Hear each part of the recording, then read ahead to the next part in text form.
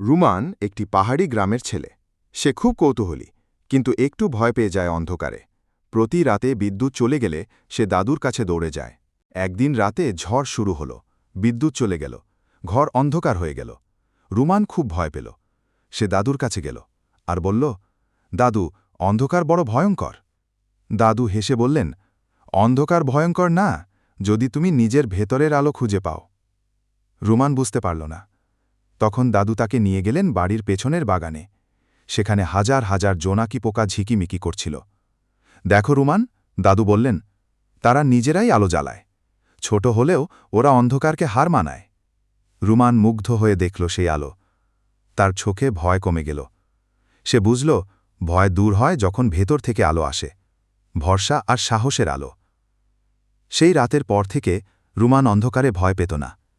সে ছোট জোনাকিদের মতো নিজের ভেতরের আলো খুঁজে নিয়েছিল।